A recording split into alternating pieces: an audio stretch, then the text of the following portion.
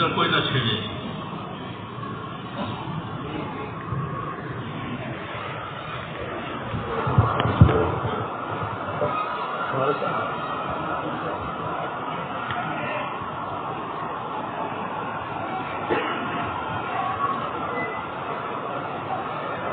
بسم اللہ الرحمن الرحیم.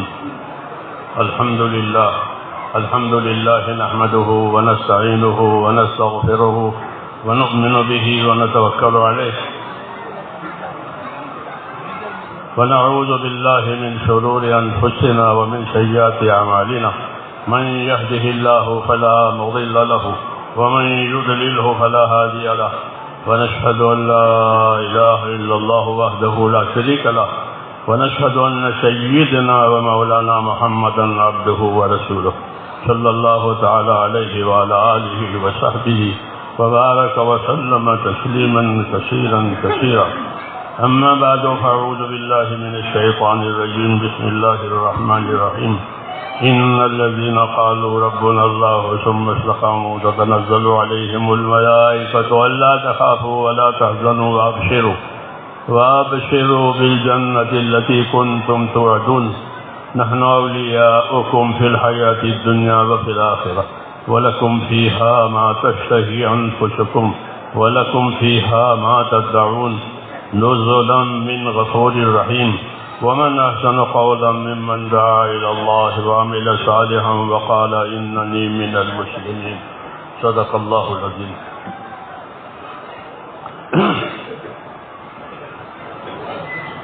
بزرگوں اور میرے پیارے بھائیوں، ایک عادت تو یہ ہے کہ کھڑے کھڑے ادھر ادھر نہ دیکھیں. کوئی جنگل سے ریچھ نہیں آیا ہے، کوئی ہاتھی نہیں آیا ہے کہ اس کو دیکھے گے. یہ بہت غلط بات ہے. آپ کو کچھ عادت ہو جائے، آپ کو پیچھے دیکھنے کیسے گا؟ کوئی جنگلی جانور نہیں آیا ہے کہ اس کو دیکھے. مسلمانوں کو تو حکم ہے کہ ایک سے ملو. ہم آپ کو ملنے کے لیے آئے ہیں، دیکھنے کے لیے نہیں آئے ہیں. ہم آپ سے ملنے کے لیے آئے ہیں، آپ ہم سے ملنے آئے ہیں، ملاقات کے لیے آئے ہیں، دیکھنے کے لیے آئے ہیں. کوئی بیمار ہو تو اس کو دیکھنے جاتے ہیں، کوئی جنگلی جانور آ گیا تو اس کو لوگ دیکھنے جاتے ہیں. اور ویسے ایک دوسرے سے ملنا ہے، سلام کرنا ہے، مصافحہ کرنا ہے، ملاقات کرنی ہے، خیر خیریت پوچھنی ہے، اور کوئی مقصد ہے تو اس میں شامل ہونا ہے. جیسے یہ مقصد ہے تو اس میں شامل ہونا ہے کہ بھائی اس لیے آئے ہیں کہ اس میں شامل ہو جائیں. ہاں، اللہ کے راستے کی محنت میں شامل ہونا ہے. ہاں، یہ اللہ کے راستے کی محنت کے لیے یہ مجمع ہے، اسی لیے جمع ہوتے ہیں. اللہ کے راستے کی محنت کی حالت ایسی ہے جیسے برسنے والا پانی برستا ہے تو سب کی حیات کا اور جینے کا انتظام ہو جاتا ہے. انسانوں کا، جانوروں کا، زمین سے اگنے والی چیزوں کا، سب کا. اور پانی رک جائے، سوکھا پڑے تو سب ہلاک ہو جائے. انسان، جانور، سب کی. کہ پانی نہیں ہے، سوکھا پڑا ہوا ہے. تو دین کی محنت ایسی ہے جیسے آسمان سے آنے والا پانی. کہ آسمان سے پانی برس گیا کہ قیمتی چیزیں بھی اگے گی. زعفران اگے گا، ادرک اگے گا، پانی پڑا ہے. ایسے ہی دین کی بات ہوئی ہے، دین کے کام ہوئے ہیں، دین کی محنت ہوئی ہے کہ اچھی زندگیاں وجود میں آئے گی. لوگوں کی زندگیاں اچھی بن جائیں گی، لوگ بھائی بن جائیں گے، لوگ اللہ کے مقبول بندے بنیں گے. ہاں، اور زمین پر برکتیں اترے گی. جی ہاں، دین کی وجہ سے، دین کے کام کی وجہ سے. ہاں، اللہ جینے کے لیے پاک زندگی دیں گے. زندگی دو قسم کی ہوتی ہے، ایک آلودہ میلی زندگی، آلودہ زندگی، میلی زندگی، گندی زندگی، ایک پاک زندگی۔ جی ہاں، دو قسم کی زندگی جیتے ہیں لوگ دنیا میں۔ اللہ نے فرمایا ہے کہ اگر دین کے کام ہوئے تو اللہ لوگوں کو جینے کے لیے پاک پاک زندگی دیں گے، صاف ستھری زندگی دیں گے۔ من عمل صالحا من ذکر او انثى وهو مؤمن فلنحيينه حياة طیبہ ولنجزینهم اجرهم باحسن ما كانوا يعملون، کہ جو لوگ ایمان لائے اور ایمان لا کر انہوں نے اپنی ذمہ داریوں کو پوری کی اور اچھے اعمال کیے، تو ایسے لوگوں کو دنیا میں جینے کے لیے فرمایا ہم پاک پاک زندگی دیں گے، کہ وہ زندگی گناہوں سے پاک ہوگی، پریشانیوں سے پاک ہوگی، دشمنیوں سے پاک ہوگی، وہ بھائی ہو جائیں گے۔ جی ہاں، ایمان کی وجہ سے، عمل کی وجہ سے ان میں بھائی چارہ آئے گا، وہ محبت کریں گے ایک دوسرے سے، الجھنیں ختم ہو جائے گی۔ جیسے آج زندگی میں الجھنیں ہیں، کہ الجھنیں ختم ہو جائے گی، پاک ہو جائے گی زندگی الجھنوں سے، دشمنیوں سے، ہاں فتنوں سے، بیماریوں سے، پاک زندگی۔ یہ کہا کہ جو لوگ ایمان لائیں گے اور ایمان کی ذمہ داری لے کر کے دنیا میں نیک اعمال کریں گے تو ان کو ہم دنیا میں جینے کے لیے پاک زندگی دیں گے، صاف ستھری زندگی دیں گے، حیاتاً طیبہ، پاک زندگی۔ کہ یہ زندگی ہر قسم کی پریشانیوں سے، دشمنیوں سے، خسارے سے، ہاں بیماریوں سے، فتنوں سے پاک ہوگی۔ اس میں نیک اعمال زیادہ ہوں گے، نیک اعمال زیادہ ہوں گے، مال میں برکت ہوگی، اولاد میں برکت ہوگی، دعا میں قبولیت ہوگی، یہ سب باتیں ہوگی۔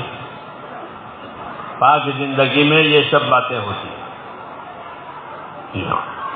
شرط یہ ہے کہ اپنا ایمان بناوے۔ سب سے پہلے ہمارا ایمان جو ہے وہ نسلی ہے، کیونکہ میرے باپ دادا مسلمان تھے، اس لیے میں مسلمان ہوں۔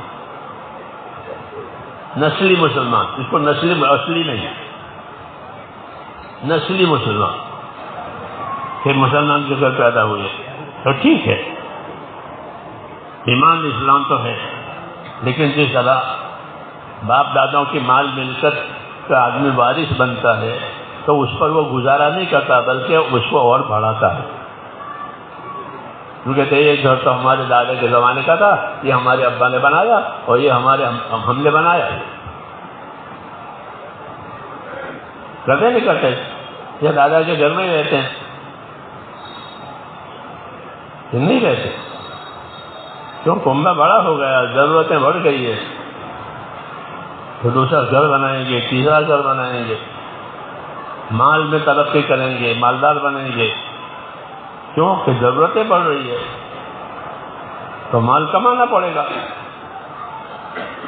ایسے ہی میرے دوستو دین کے تقاضے بڑھیں گے تو اپنے آپ کی دینداری بڑھانی پڑے گی، لیکن چونکہ دین کے تقاضے کو ہم اپنی ضرورت نہیں سمجھتے،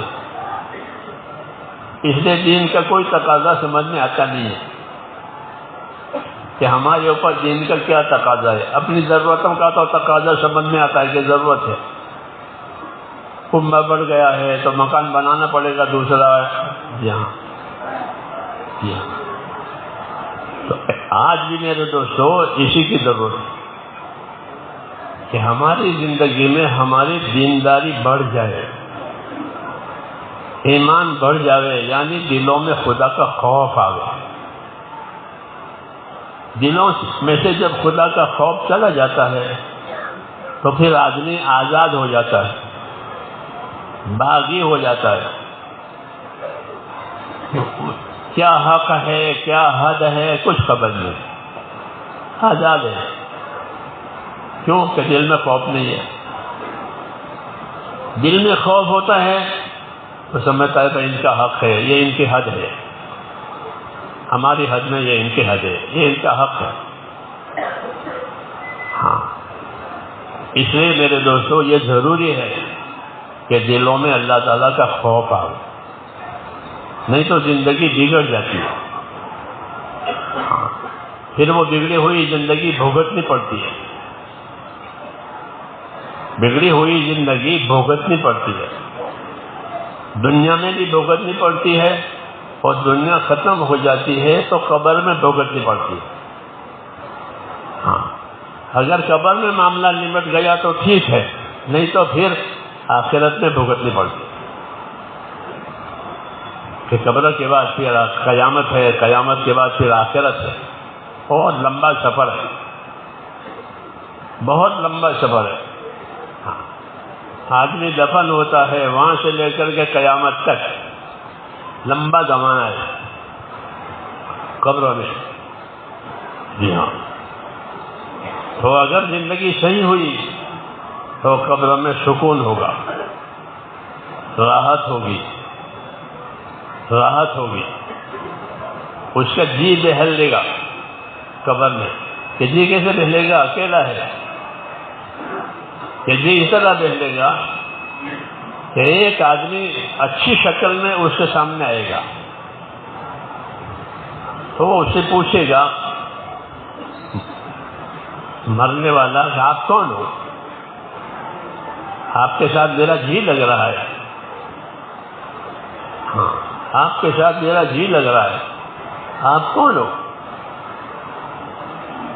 وہ کہے گا کہ میں آپ کا نیک عمل ہوں.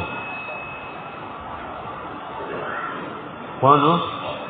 کہ آپ نے اللہ کے دین کا کام کیا تھا, نمازیں ادا کی تھی, پائی پائی کی زکوٰۃ ادا کی تھی, ہر رمضان کے روزے رکھے تھے, حج کیا تھا, غریبوں کی مدد کی تھی, عبادتیں کی تھی, توبہ کی تھی. یہ سب آپ کے عمل ہیں, میں وہی ہوں.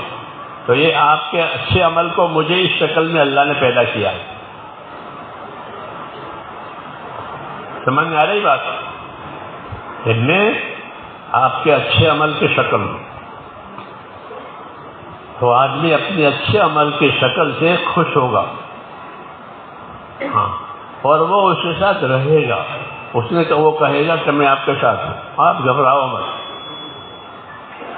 آپ گھبراؤ مت, میں آپ کے ساتھ ہوں, میں آپ کو آپ کی اصلی جگہ پر پہنچانے تک ساتھ رہوں گا. اصلی جگہ کیا ہوگی؟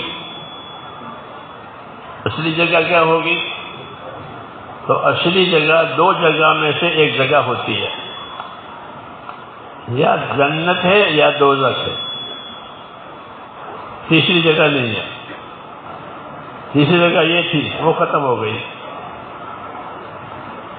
حدیث شریف میں ہے, حضور صلی اللہ علیہ وسلم فرماتے ہیں کہ میں خدا کی قسم کھا کر ایک بات کہتا ہوں, سوچو سچا نبی ہے, جس سے سچا کوئی نہیں ہے, اتنا سچا, اور پھر وہ قسم کھا کے کوئی بات سمجھا رہے ہیں, تو وہ بات کتنی نازک اور اہم ہوگی سمجھنے کی بات ہے. سننا ہے میری بات؟ ہاں, کہ میں ایک بات آپ لوگوں سے قسم کھا کے کہتا ہوں, والذی نفس محمد بیدہ ما بعد الموت دار الا الجنۃ او النار. کہ میں اس پروردگار کی قسم کھا کے کہتا ہوں جس کے قبضے میں میری جان ہے. قسم کھا کے کیا کہنا چاہتے ہیں؟ کہ یہ کہنا چاہتا ہوں کہ آدمی کے مرنے کے بعد اس کا ٹھکانہ یا جنت بنے گی یا دوزخ بنے گی, تیسری جگہ نہیں ہے. یہ کہا, یہ قسم کھا کے کہی بات, اور پہنچائی ہے امت کو قیامت تک کے لیے, کہ ہر آدمی سوچے کہ اس نے اپنے آخرت کے لیے کیا کیا ہے, جنت بنائی ہے, دوزخ بنائی ہے, کیا بنائی. یہ اللہ کہتے ہیں کہ وَلْتَنْظُرْ نَفْسٌ مَا قَدَّمَتْ لِغَدٍ، ہر آدمی سوچا کرے گا، کہ ہر آدمی سوچا کرے، اس کی فکر کیا کرے کہ اس نے آنے والی کل کے لیے کیا تیاری کی ہے۔ یہ کہا ایک کل آنے والی ہے، وہ ایسی کل ہے کہ پھر اس کے بعد کل نہیں ہے، سمجھے نہیں؟ اس کے بعد پھر کل نہیں ہے، پھر کل ختم ہو جائے گی، کل پرسوں ختم، ایک کل ایسی آئے گی۔ وہ کون سی کل ہے؟ کہ وہ موت کا دن ہے،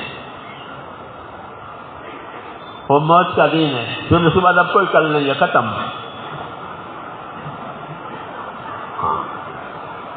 تو فرمایا ہر آدمی سوچا کرے کہ میں نے آنے والی کل کے لیے کیا تیاری کی ہے۔ سب سے کہہ رہے ہیں، سب سے کہہ رہے ہیں، ہر انسان سے کہہ رہے ہیں کہ وَلْتَنْظُرْ نَفْسٌ مَا قَدَّمَتْ لِغَدٍ، کہ آنے والی کل کے لیے میں نے کیا تیاری کی ہے۔ مجھ پر ایک کل آئے گی اور وہ موت کا دن ہے، انفرادی طور پر اور اجتماعی طور پر قیامت کا دن ہے، وہ بھی کل ہے، وہ سب کے لیے ہے، وہ سب کے لیے، پھر کوئی واقع نہیں رہے گا، سب ختم ہو جائیں گے۔ تو یہ دعوت دی ہے ہم کو کہ ہر آدمی سوچے آنے والی کل کے لیے کیا تیاری کی ہے۔ کیوں؟ اس لیے کہ یہ زندگی آخرت بنانے کے لیے دی گئی ہے۔ یہ زندگی کیوں دی ہے؟ کہ اس زندگی سے اپنی آخرت بناؤ۔ اس زندگی میں اللہ تندرستی بھی دیں گے، مالداری بھی دیں گے، اولاد بھی دیں گے، مال بھی دیں گے، تعلقات بھی دیں گے، نعمتیں بھی دیں گے، سب دیں گے، اپنوں کو بھی دیں گے، پرایوں کو بھی دیں گے۔ ہاں، اللہ کا کام دینا ہی دینا ہے، اللہ کسی سے مانگتا نہیں ہے، مانگتا ہے نہیں، مانگتا، دینا ہی دینا، دینا ہی دینا۔ تو ہم کو یہ چیزیں دے کر کے یہ بات کہی ہے کہ ہم نے دنیا کی زندگی جو دی ہے وہ آخرت بنانے کے لیے دی ہے، آخرت بگاڑنے کے لیے نہیں دی ہے۔ تو سوچے آدمی کہ آخرت بنا رہا ہوں کہ نہیں بنا رہا ہوں، اس لیے کہ یا تو اپنی آخرت بنائے گا یا اپنی آخرت بگاڑے گا۔ ہاں، ایسا نہیں کہ بگڑے بھی نہیں بنے بھی نہیں، ایسا نہیں ہوتا، ایسا ہوتا نہیں ہے کہ بنے بھی نہیں بگڑے بھی نہیں، کہ نہ، یا بناوے گا یا بگاڑے گا۔ تو ہم کو یہ دعوت دی ہے میرے دوست کہ اپنی دنیا سے اپنی آخرت بناؤ، یہ دعوت ہے۔ اس دعوت کو ہم نے بھولایا ہے، بھلا دیا ہے، اور ایسا بھلایا ہے کہ اپنے آپ کو بھولا ہوا بھی نہیں سمجھتے۔ ہاں، ایک تو آدمی بھولا ہوا ہو، اس کو یاد دلاؤ کہ آپ کی گھڑی رہ گئی ہے مسجد میں وضو کی جگہ، ہاں ہاں، تو وہ بھولا ہوا مانتا ہے تو وہ فوراً لینے کے لیے جائے گا کہ گھڑی وہاں وضو خانے میں ہے، تو وہ بھولا ہوا۔ لیکن جو آپ نے وہ بھولا ہوا نہ سمجھے تو یہ وہ میری نہیں ہے، کہ میں بھولا ہوا نہیں ہوں۔ تو آج ایسا ہو گیا ہے، ہم اپنے آپ کو بھولا ہوا بھی نہیں سمجھتے۔ جیسے نشہ والا ہوتا ہے کہ نشے والے کو نہیں پتا چلا میں نشے میں ہوں، وہ تو نشے میں ہے، لیکن اس کو خبر نہیں کہ میں نشے میں ہوں۔ ہاں، ایسا ہو گیا ہے آج۔ ہماری غفلتوں کی وجہ سے، ہماری نادانیوں کی وجہ سے ایک طرح کا ہم کو نشہ چڑھ گیا ہے، اس لیے حق بات سمجھ میں نہیں آتی، حق بات یاد بھی نہیں رہتی۔ ہاں جی ہاں، بھول ہے، یہ نشہ چڑھ گیا ہے. حدیثوں میں ہے کہ تمہارے اوپر نشے چڑھ جائیں گے. کہ کس چیز کے نشے چڑھیں گے؟ فرمایا جہالت کا نشہ چڑھے گا. جہالت، دین سے بے خبر، اس کو جاہل کہتے ہیں. دین سے بے خبر اس کو جاہل کہتے ہیں. حقوق سے بے خبر اس کو جاہل کہتے ہیں. یہ خبر نہیں مجھ پر کیا حق ہے، مجھ پر کیا حق ہے، اللہ کا کیا حق ہے، رسول کا کیا حق ہے، قرآن کا کیا حق ہے، دوسروں کا مجھ پر کیا حق ہے، کچھ خبر نہیں. آج یہ دور ہے، آج یہ دور ہے، کسی خبر ہی نہیں مجھ پر کیا حق ہے، بس کھاؤ پیو کماؤ. یہ نشہ ہے. اور نشہ والے کو نہیں خبر ہے میں نشے میں ہوں. تو ایسے ہم نشے میں ہیں، ہم کو خبر نہیں ہم نشے میں ہیں. جی ہاں، میری بات سمجھ رہے ہیں؟ ہاں، یہاں بیٹھے بیٹھے سو مت، یہ سونے کا وقت نہیں ہے. بچے بھی نہیں سوتے، ابھی تو کھیلتے ہیں. ہاں، تو یہ نشہ چڑھ گیا ہے. جی ہاں، اس لیے آخرت بھی بھول گئے ہیں، قبر قیامت سب بھول گئے. یہ نشہ کب اترے گا؟ تو یہ نشہ ایک تو موت کے وقت میں اتر جائے گا. جی ہاں، کیسا بھی نشہ ہو، حکومت کا نشہ ہو، دولت کا نشہ ہو، عہدے کا نشہ ہو، مالداری کا نشہ ہو، کوئی بھی نشہ ہوگا وہ موت پر اتر جائے گا. جی ہاں، سمجھ میں نہیں بات؟ جہاں فرشتے نے ہاتھ رکھا دل پر کہ بس یہ سارا نقشہ غائب ہو جائے گا. حاکم کی حکومت، تاجر کی تجارت، زمیندار کی زمینداری، مالدار کی مالداری، جتنے نقشے یہ نظر آتے ہیں وہ سب ایک دم غائب ہو جائیں. اور حقیقت سمجھ میں آئے گی کہ میں نے اپنے آخرت بگاڑی ہے کہ بنائی ہے. ہاں، ابھی تو نہیں پتہ چلے گا، ابھی تو ہم سو رہے ہیں. کیا ہو رہے ہیں؟ جیسے سونے والا سو جاتا ہے تو اس کو پتہ نہیں چلتا نقصان ہوا کہ نفع ہوا. سونے کی حالت میں چوروں نے چوری کر لی اور سو رہے ہیں. ایک دفعہ لکھن گنگوہ میں جماعت لے کے گیا. عرب حضرات تھے میرے ساتھ جماعت میں، کام کر رہے تھے گنگوہ شریف میں. رات کے 3 بجے عورتوں کے رونے کی آواز آ رہی ہے. مسرات رو رہی ہے 3 بجے. 3 بجے عورتیں رو رہی ہیں، کیا بات ہو گئی؟ معلوم ہوا کہ گھر میں چوری ہو گئی. سب سو رہے تھے، چوروں نے اپنا کام کر لیا، چلے گئے. اب یہ جاگے ہیں تو دیکھ رہے ہیں گھر میں کچھ نہیں ہے، سب چلا گیا ہے. یہ مثال کے طور پر یہ قصہ ذکر گیا. جب نقصان نظر آیا جاگنے کے بعد تو اب رو رہے ہیں، لیکن رونے سے کوئی فائدہ نہیں. ختم ہونا تھا وہ ہو گیا. اب جاگے تو پتہ چلا، نیند میں پتہ نہیں چلا. تو اس مثال کے سمجھنے کے بعد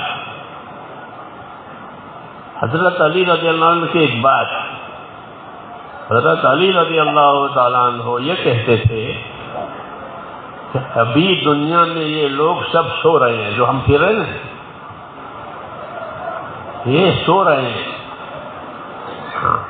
اس لیے سونے کی وجہ سے ان کو نفع نقصان نظر، نماز پڑھی ہے تو فائدہ ہوا، نہیں پڑھی ہے تو نقصان ہوا، کچھ نظر نہیں آتا ہے.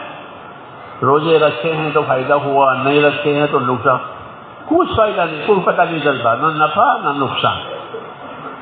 جیسے سونے والے کو نہ نفع کا پتہ چلے نہ نقصان کا پتہ چلے، کیونکہ سو رہا ہے۔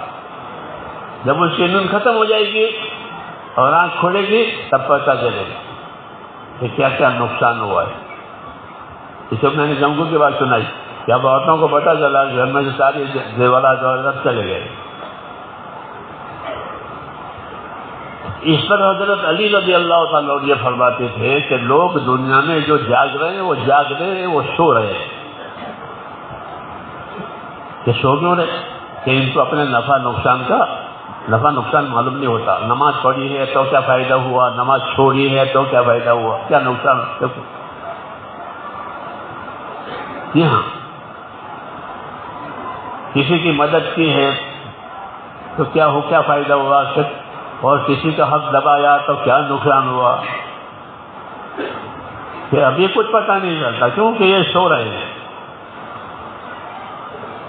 جب یہ مر جائیں گے تو جاگ جائیں گے تو پتہ چلے گا کہ میں نے نماز چھوڑی ہے، میں نے روزے توڑے ہیں، میں نے حق دبایا ہے، اور اس کا یہ وبال ہے۔ تو جاگنے والے کو نفع نقصان معلوم ہوتا ہے، سونے والے کو نہیں پتا۔ تو کہتے ہیں لوگ ابھی دنیا میں جو جاگنے رہے وہ سو رہے ہیں، جب مر جائیں گے تو ان کی نیند کھل جائے گی اور ان کو نفع نقصان نظر آئے گا۔ ہاں، ایک نماز چھوڑنے کا کتنا نقصان ہے یہ یہاں نظر نہیں آتا ہے کہ بھائی سہارنپور میں نظر آتا ہے؟ وہ ایک نماز ادا کرنے کی برکت کیا نفع ہے وہ معلوم ہوتا ہے؟ کیوں بھی نہیں معلوم۔ اس حالت کو اللہ نے ایسے بنایا ابھی کہ نفع نقصان پتہ نہیں چلتا۔ پھر نفع نقصان دکھانے کے لیے وہ دوسری بات وہ کیا ہے کہ وہ موت ہے۔ کیا ہے؟ موت۔ کہ اب جاگ گیا، اب پتہ چلا کہ اتنی نمازیں باقی رہ گئی ہے، اتنے روزے باقی رہ گئے، فلانے کا حق دبایا ہے، فلانے کو ستایا ہے، وغیرہ وغیرہ، سب کچا چٹا ہو جائے۔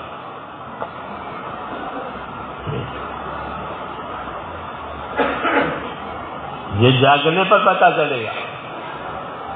اور جاگنا کیا ہے؟ کہ مرنا، اس کو جاگنا کہتے ہیں۔ اور جینا کہ یہ سونا ہے۔ جی ہاں، جیسے آدمی خواب میں بہت سی چیزیں دیکھتا ہے، جی ہاں، سو کر کے چیزیں دیکھتا ہے، وہ خواب بعد مطلب سچے بھی ہوتے ہیں، حالانکہ سو گیا ہے، آنکھیں بند ہے، کان بھی بند ہے، لیکن دیکھ رہا ہے نیند میں۔ ہاں، ایسے ہی آدمی مر کر کے دیکھے گا جیسے نیند میں دیکھتا ہے۔ سمجھ میں آئی نا بات؟ تو اس پر حضرت علی فرماتے تھے کہ لوگ ابھی سو رہے ہیں، جب مر جائیں گے تب جاگ جائیں گے، تب نفع نقصان سامنے آ جائے گا، اور پھر کوئی علاج بھی نہیں ہوگا۔ اس لیے میں نے کہا اللہ تعالیٰ نے ہم کو دعوت دی ہے کہ وَلْتَنْظُرْ نَفْسٌ مَا قَدَّمَتْ لِغَدٍ، ہر آدمی سوچا کرے آنے والی کل کے لیے میں نے کیا تیاری کی ہے، وہ کل میرے اوپر آنے والی ہے۔ ہاں، اللہ نے دنیا میں رسولوں کو، پیغمبروں کو اسی لیے بھیجا ہے کہ ہر آدمی اپنی آخرت کے بارے میں فکر کرے، کیونکہ آخرت وہ چیز ہے جو ختم نہیں ہوگی۔ دنیا ختم ہوگی 100 سال کے بعد، 150 سال کے بعد آدمی کی زندگی ختم ہوگی۔ جی ہاں، جو چیز ختم نہیں ہوگی وہ آخرت،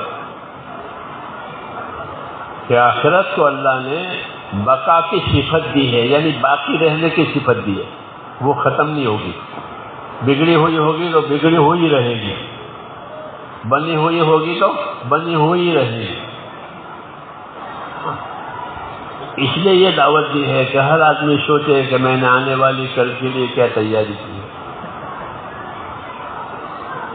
اللہ نے رسولوں کو اس لیے بھیجا ہے کہ جیسے دنیا کی فکر کرتے ہو وہ تو تھوڑی دیر کی ہے، آخرت کی فکر کرو کہ وہ ہمیشہ ہمیشہ کے رہنے کے لیے ہے، واپس آنے کے لیے نہیں ہے۔ یہاں تو آپ بعض سفر میں جاؤ گے تو واپس آؤ گے، حج میں جاؤ گے تو واپس آؤ گے، تبلیغ میں جاؤ گے تو بھی واپس آؤ گے، ہاں، لیکن مر کر کے کوئی واپس نہیں آئے گا، وہ اپنے اصلی ٹھکانے پر پہنچ گیا، اب کوئی اور جگہ نہیں ہے، وہی اسی جگہ ہے۔ اس لیے یہ دعوت دی ہے کہ ہر آدمی سوچے کہ میں نے اپنے آخرت کے لیے کیا کیا ہے۔ تو میرے دوستو، آخرت بنانے کے لیے ہم کو دین دیا ہے۔ کیا دیا ہے؟ دین دیا ہے کہ اپنا دین اختیار کرو، اپنا دین سیکھو اور دین کو اپنی زندگی میں اتارو۔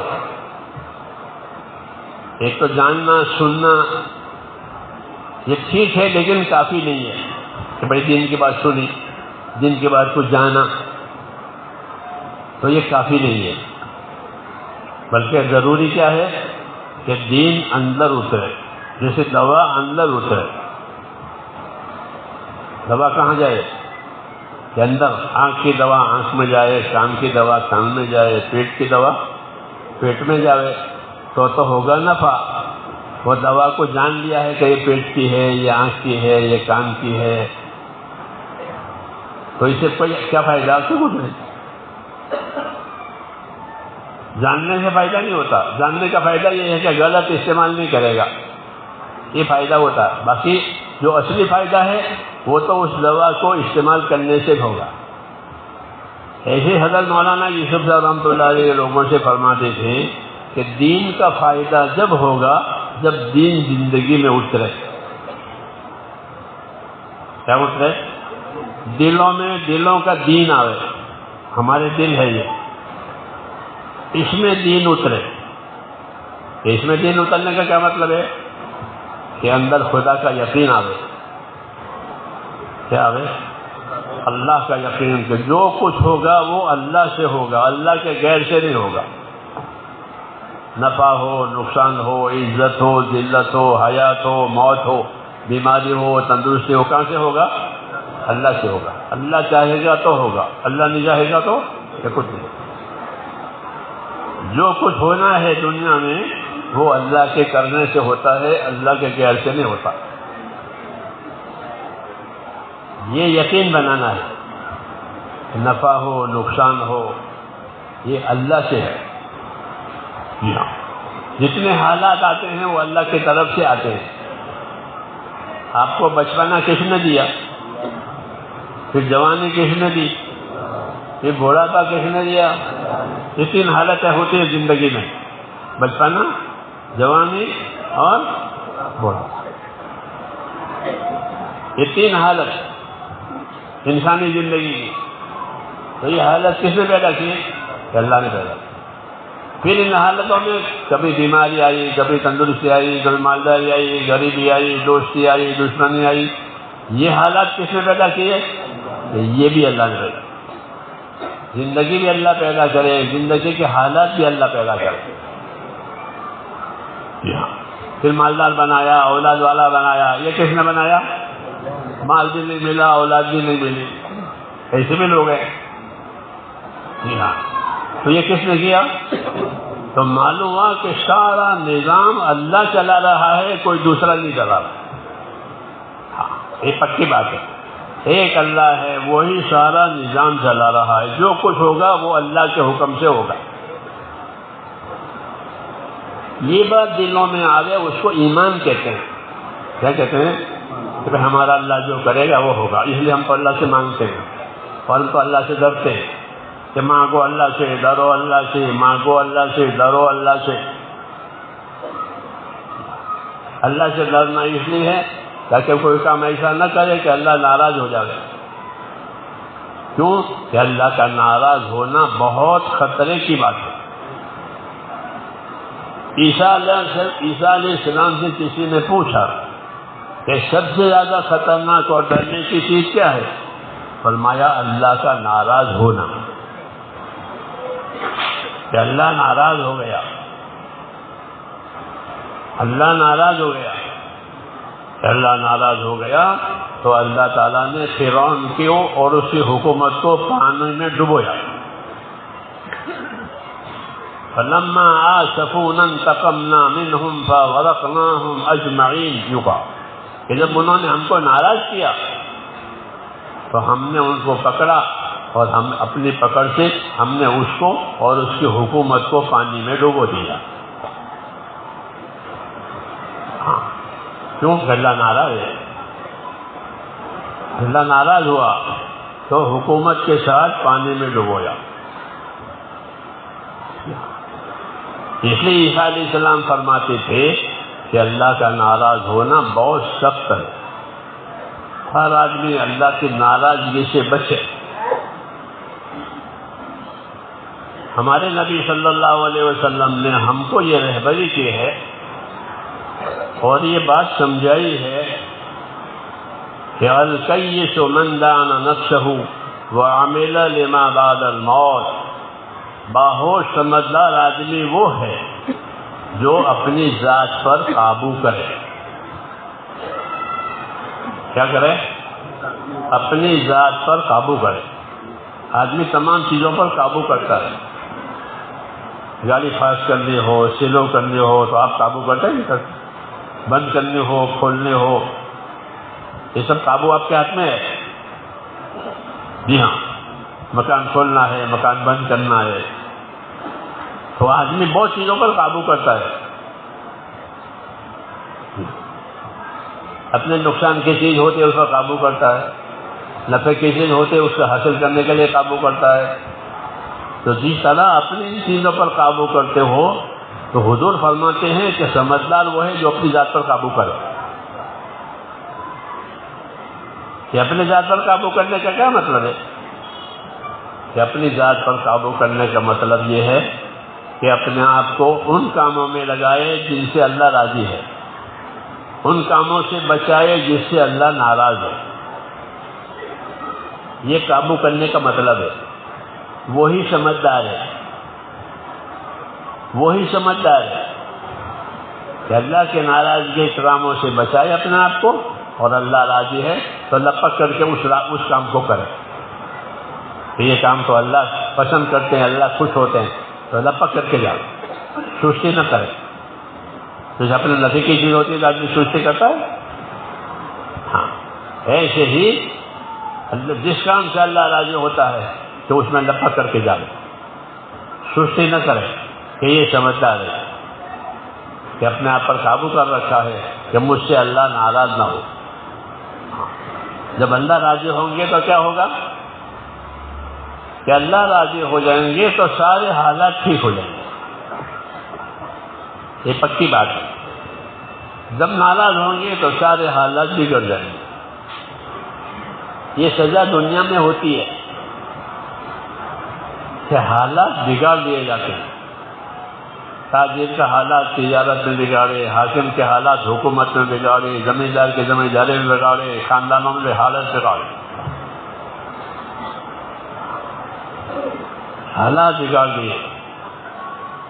حالات کا بگاڑ، کہ حالات کا جو بگاڑ ہے وہ سزا ہے. تو وہ سزا ہے. اللہ نے حالات بگاڑ دیے، ورنہ کوئی بھی اپنے حالات بگاڑنے کو پسند کرتا ہے؟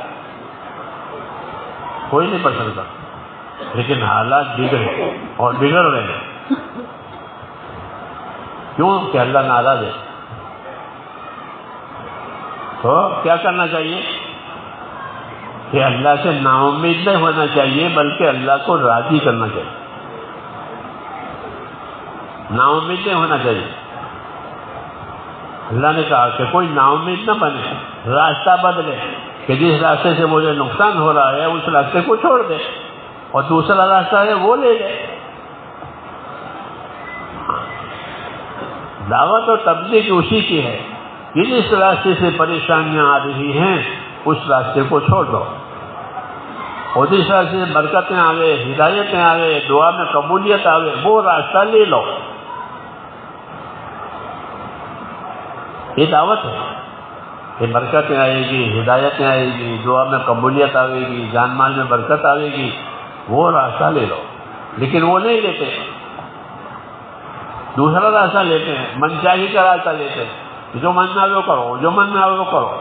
یہ بگاڑ کی بات ہے، اس لیے حالات بگڑ جائیں گے.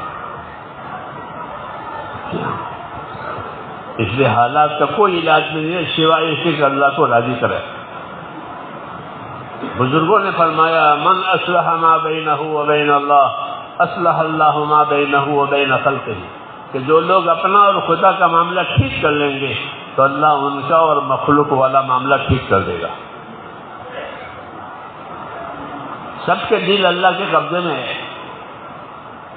سب کے دل اللہ کے قبضے میں ہے، سب کی زندگی اللہ کے قبضے میں ہے، سارے امور اللہ کے قبضے میں ہے. اس لیے ایک اللہ کا راضی ہو جانا سارے حالات کے بننے کا ذریعہ ہے، ایک اللہ کا ناراض ہونا سارے حالات کے بگڑنے کا ذریعہ ہے. سمجھ میں آئی نا بات؟ کہ اللہ ناراض ہوگا تو تجارت والوں کے حالات بگاڑیں گے. جیسے قوم شعیب علیہ السلام، یہ تاجر لوگ تھے، ان کے پاس شعیب علیہ السلام بھیجے گئے.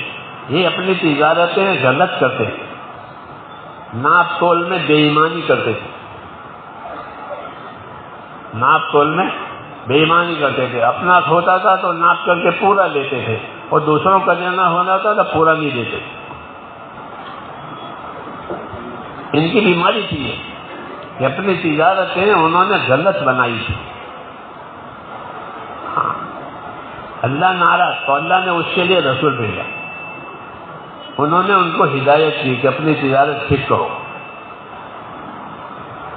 ایک تو اپنا ایمان ٹھیک کرو کہ اللہ کے ساتھ کسی کو شریک نہ کرو، ایک اللہ کو مانو، اور مجھ کو اللہ نے بھیجا ہے میری تابعداری کرو، اور اپنی تجارتیں ٹھیک کرو. انہوں نے ایک بات بھی نہیں مانی، ایک بات بھی نہیں مانی کہ ہم باپ دادا جن کی عبادت کرتے تھے اس کی عبادت کریں، اور یہ ہماری تجارت ہے، ہمارا کاروبار ہے، ہم جو چاہیں کریں. آپ کون ہوتے ہیں؟ یہ کہا ہمارا کاروبار ہے، ہماری تجارت ہے، ہم جو چاہیں کریں. آپ کون ہو گئے ہماری تجارتوں میں روک ٹوک کرنے والے؟ ہم آپ کی بات نہیں مانتے. تم اپنی نمازیں پڑھا کرو. شعیب علیہ السلام نماز بہت پڑھتے تھے. انبیاء کرام اللہ کی بہت عبادت کرتے تھے، ہماری طرح سے نہیں ہے. حالانکہ نبی ہیں، بے گناہ ہیں، تو عبادت اور نماز بہت پڑھتے تھے. اس لیے کہا تم اپنی نماز پڑھو. تمہاری نماز نے تم کو یہ سکھایا ہے کہ ہمارے کاروبار میں روک ٹوک کرنے کے لیے آ گئے. شعیب علیہ السلام ان کو سمجھاتے تھے کہ میں جو بات کہہ رہا ہوں وہ نفی کی کہہ رہا ہوں، تم اپنا ایمان بھی ٹھیک کرو، اپنا کاروبار بھی ٹھیک کرو. انہوں نے ایک نہیں مانی. اب تعالیٰ شانہ نے ان پر آسمان سے عذاب بھیجا، وہ بھی ختم، ان کے کاروبار بھی ختم. تو انبیاء کرام اس لیے آتے کہ جتنی زندگی کی غلطیاں ہیں وہ پاک ہو جائے، پاک ہو جائے، اور زندگی صاف ستھری ہو جائے، تاکہ اللہ کی ناراضگی سے بچاؤ ہو جائے. کیوں کہ یہ سب اللہ کی ناراضگی کا اثر ہے، کہ مصیبتوں کا آنا، پریشانیوں کا آنا، بیماریوں کا آنا، یہ کہ ناراضگی کا اثر ہے. اس لیے بزرگوں نے یہ فرمایا کہ من اصلح ما بینہ وبین اللہ اصلح اللہ ما بینہ وبین خلقہ، کہ جو لوگ اپنا اور خدا کا معاملہ ٹھیک کر لیں گے تو اللہ ان کا اور مخلوق والا معاملہ ٹھیک کرے گا. ان کی زمینوں میں برکتیں آئے گی، زمینوں میں برکتیں آئے گی. آسمان سے برکت والا پانی نازل ہوگا. یہ راضی ہونے کی علامت ہے کہ آسمان سے جو پانی آئے گا وہ برکتوں والا آئے گا، اور زمین سے جو پیدا ہوگی پیداوار اس میں برکتیں ہوگی. ان کی ضرورتیں پوری ہو جائے گی، ان کو راحتیں مل جائے گی، ان کے مسئلے ختم ہو جائیں گے. کیوں کہ اللہ راضی ہے. تو میرے بھائیوں اللہ راضی ہوتا ہے کس سے؟ کہ ایمان سے. اللہ راضی ہوتا ہے ایمان سے، اللہ راضی ہوتا ہے دین سے، اللہ ناراض ہوتا ہے بے دینی سے. ایک ہی راستہ ہے، ایک بے دینی کا راستہ ہے، ایک دین کا راستہ ہے. دین کا راستہ ہے کہ پھر اللہ راضی ہے، پھر زمینوں میں برکت آئے گی، دعاؤں میں قبولیت آئے گی، اولادوں میں برکت آئے گی، سب چیزوں میں برکت آئے گی. وَلَوْ أَنَّ أَهْلَ الْقُرَىٰ آمَنُوا وَاتَّقَوْا لَفَتَحْنَا عَلَيْهِمْ بَرَكَاتٍ مِّنَ السَّمَاءِ وَالْأَرْضِ. یہ شہروں میں رہنے والے، دیہاتوں میں رہنے والے لوگ اپنی زندگی ایمان پر لاوے، تقویٰ پر، یعنی اللہ سے ڈر کر کے زندگی گزارے، تو اللہ فرماتے ہیں ہم ان کو آسمان سے بھی برکتیں دیں گے اور زمین سے بھی برکتیں دیں گے. کہ آسمان سے ایسا پانی برسے گا برکتوں والا، اور زمین ایسے پیداوار اگاڑے گی کہ ان کی ساری ضرورتیں پوری ہو جائے گی، آرام کی زندگی ہو جائے گی، معیشت اور روزگار ٹھیک ہو جائیں گے. یہ وعدے ہیں. اس لیے میرے دوستو ہماری زندگی ذمہ داری کی زندگی ہے. کس کی؟ آزادی کی نہیں. ہم کو آزادی کے لیے نہیں پیدا کیا ہے، ہم کو ذمہ داریوں کو پورا کرنے کے لیے پیدا کیا ہے. اس لیے ہمارا حساب کتاب ہوگا ہمارا، کیونکہ ذمہ دار ہے تو پھر ذمہ داری کا جواب دینا پڑے گا کہ تم نے کیا ذمہ داری پوری کی. آپ نوکر کو پیسے دے کر بازار بھیجتے ہیں، دوائیں لانا ہے، سبزی لانا ہے، فلاں چیزیں لانا ہے، تو وہ ساری چیزیں لاتا ہے اور حساب دیتا ہے. ہاں وہ حساب دیتا ہے، صحیح حساب ہو جائے. کیوں؟ آپ نے اس کو بھیجا تھا، اللہ نے ہم کو بھیجا ہے ذمہ داریوں کے پورا کرنے کے لیے. اس لیے جب موت کے بعد اللہ کے سامنے حاضر ہوں گے تو وہ سارا حساب آئے گا، اپنے حساب کے ساتھ جائے گا. جی ہاں، اس نے جو جو اعمال کیے ہیں وہ سب اس کے گلے میں لٹکا دیے جائیں گے. جی ہاں، کہ اس نے یہ کام کیے، کہ دیکھو یہ تیرے کام ہے. وہ خود بھی کہے گا ہاں یہ میں نے کیے. تو ہم دنیا میں ذمہ دار بن کر آئے ہیں، اس لیے ہمارے لیے آزادی کی اجازت نہیں ہے کہ آزاد رہو جو چاہو کرو. کہ نا، تمہارے اوپر دو فرشتے ہیں جو رات دن لکھتے رہتے ہیں، نیکی کو لکھیں گے، بدی کو بھی لکھیں گے، جو بات بولا ہے وہ بھی لکھیں گے، صحیح غلط. پھر روزانہ یہ تومار اوپر جاتا ہے، اعمال کا تومار اوپر جاتا ہے. یہاں جب تک زندہ رہیں گے یہ اوپر جاتا رہے گا. روزی اترے گی نیچے، اعمال چڑھیں گے اوپر. یہ طریقہ ہے. ہماری روزی اوپر سے نیچے آتی ہے ہر ایک کی، اور ہمارے اعمال وہ نیچے سے اوپر جاتے ہیں. یہ دروازے ہیں. جب مر جاتا ہے آدمی تو وہ دروازے بند ہو جاتے ہیں کہ اب نہ اس کی روزی اترے گی اور نہ اس کے عمل چڑھیں گے. ختم ہو گیا، موت آ گئی. اور جب تک موت نہ آئے یہ سلسلہ رہے گا کہ اعمال اوپر چڑھیں گے. فرشتے آتے ہیں صبح میں، وہ عصر میں واپس جاتے ہیں. جو عصر میں آئے ہیں وہ صبح واپس جائیں گے. یہ سارا ریکارڈ ہوتا ہے آدمی کے کرنے کا، بولنے کا. جی ہاں، پھر وہ سارا قبر میں سامنے آئے گا تمہاری. اس لیے ہم کو دعوت دی ہے کہ سوچا کرو کہ آنے والی کل کے لیے کیا تیاری کی ہے. تو ہم کو اس دنیا میں میرے دوستو آخرت بنانے کے لیے بھیجا ہے. اس کے لیے؟ ہاں، دنیا بنانے کے لیے نہیں. دنیا تو جتنی مقدر کی ہے اتنی ملے گی.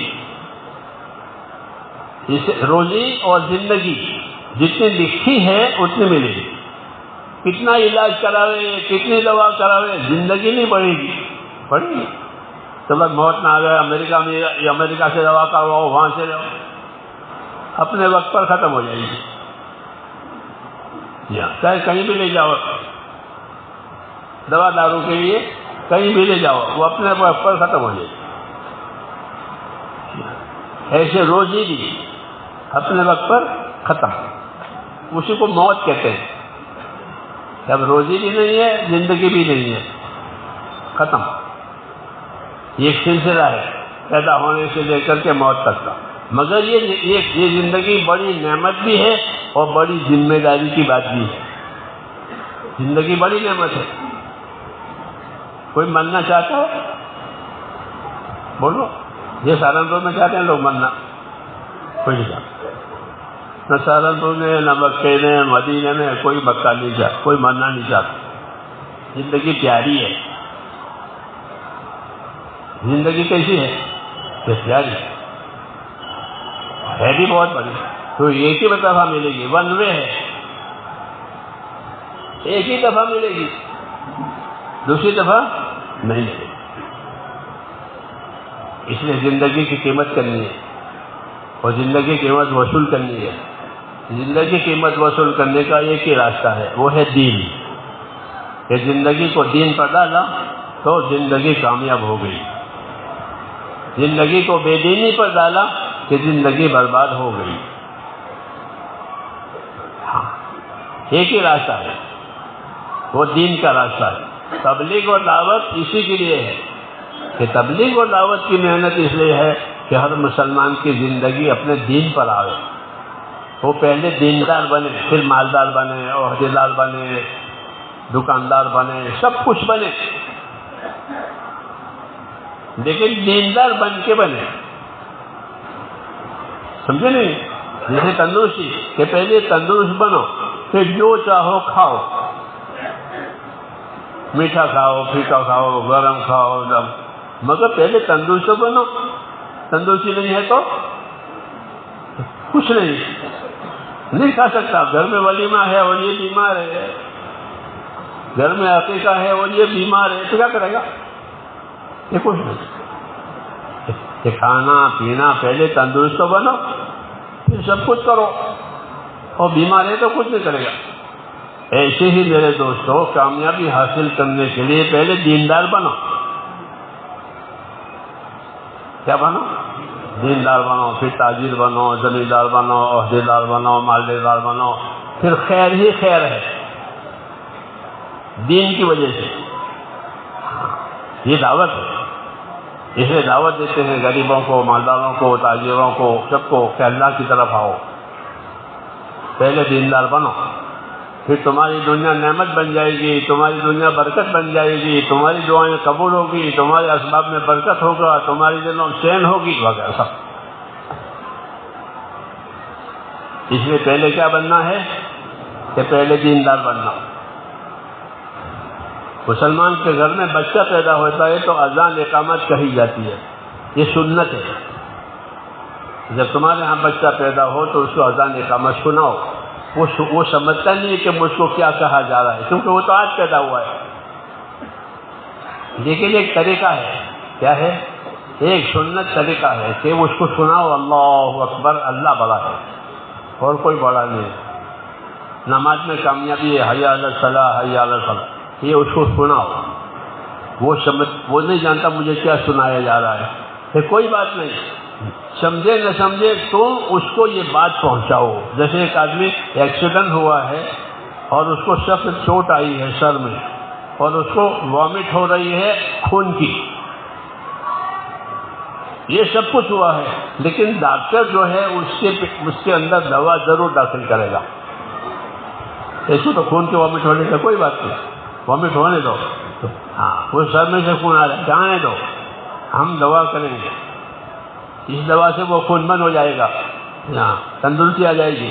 ایسے ہی کریے. حالانکہ وہ بیمار، وہ جس کا ایکسیڈنٹ ہوا اس کو ہوش بھی نہیں ہے، لیکن یہ دوا داخل کر رہا ہے. ایسے ہی دین ہے کہ وہ بچہ نہیں سمجھتا، لیکن وہ بات تم اس کے اندر داخل کرو کہ اللہ ایک ہے، اللہ بڑے ہیں، نماز میں کامیابی ہے. سمجھے نہیں؟ جب وہ بڑا ہوگا تو یہ سمجھے گا کہ مجھے یہ بات کہی گئی. اس کو طریقہ کہتے ہیں. کیا کہتے ہیں؟ یہ طریقہ اختیار کرو تاکہ بچے میں دینداری آئے. تو ہم کو دیندار بنانے کی پہلے سے یہ ترکیب ہے. ہم سمجھے نہ سمجھے اللہ ہم کو دیندار بنانا چاہتا ہے، رسول بھی ہم کو دیندار بنانا چاہتے ہیں. اس لیے کہ بچہ سمجھے نہ سمجھے اذان اقامت کہو. اس لیے پہلی ذمہ داری میرے بھائیوں ہماری یہ ہے کہ ہم دیندار بنیں. اپنے ایمان میں قوت پیدا کرے. کیا پیدا کرے؟ جیسے بدن میں قوت پیدا ہوتی ہے، طاقت پیدا ہوتی ہے، تو آدمی اپنی ضرورت کا ہر کام کر دے گا. کیونکہ اس کے بدن میں طاقت ہے. چڑھنا ہو، اترنا ہو، سامان اٹھانا ہو، جی ہاں، سفر کرنا ہو، حج کرنا ہو، یہ سب تندرستی کی وجہ سے کر لیتا ہے. ہاں، بیمار ہے تو پھر کچھ نہیں کرے گا، پانی بھی نہیں پیے گا. پانی پلاؤ. بیمار ہے، ہاں، وہ پانی نہیں پی سکتا اٹھ کے، یہ کمزور ہے. ایسے میرے بھائیوں، جب ایمان میں کمزوری آتی ہے تو دین کے کام نہیں کر سکتا. وہ اذان سنے گا، مسجد میں نہیں آئے گا. کیوں؟ اس کا ایمان کمزور ہے. ورنہ جانتا ہے کہ اذان ہے اور نماز ہے، لوگ نماز پڑھنے جاتے ہیں، میرا پڑوسی بھی جاتا ہے، میرا بیٹا بھی جاتا ہے، وہ یہ نہیں جائے گا. یہ کیوں؟ کہ اس کے ایمان میں کمزوری ہے. اگر اس میں ایمان میں قوت آئے تو وہ اٹھ جائے گا. کیونکہ ایمان میں قوت آنے کی نشانی یہ ہے کہ اندر ڈر پیدا ہو گیا اللہ کا، اندر ڈر پیدا ہو گیا آخرت کا. اس لیے اپنے اندر آخرت کا اور خدا کا ڈر پیدا کرنا ضروری ہے. جیسے بدن میں تندرست ہونا ضروری ہے تو سارے کام کرے گا. ایسے اندر خدا کا ڈر پیدا ہونا، آخرت کی فکر پیدا ہونا، یہ وہ چیزیں ہیں جس سے آدمی اپنی آخرت کے کام کرے گا. دعوت و تبلیغ کے ذریعے سے یہی کرانا ہے کہ ایک ایک مسلمان کے اندر اپنی آخرت کی فکر، اپنی موت کی تیاری، یہ اس کے اندر پیدا ہو جائے.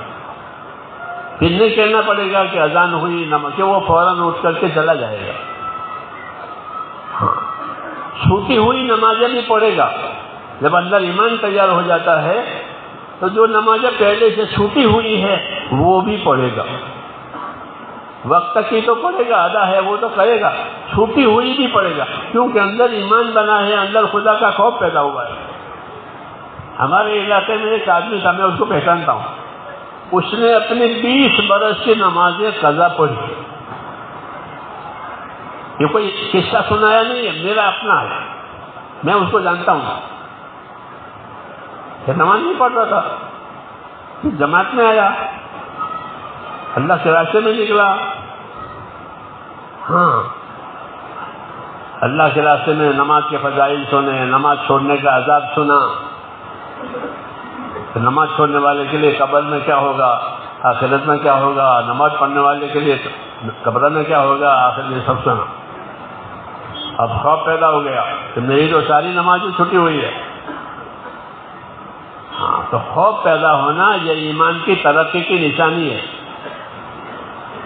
ایمان ترقی کرے گا تو خدا کا خوف پیدا ہوگا، تو جو کرنے کی باتیں ہیں وہ کرے گا، چھوڑنے کی باتیں چھوڑ دے گا. اس لیے تبلیغ میں دیکھتے ہیں، تبلیغ میں اسی لیے دیکھتے ہیں کہ اندر خدا کا خوف پیدا ہوگا، اندر حساب کتاب، قبر، قیامت کا دھیان جمے گا.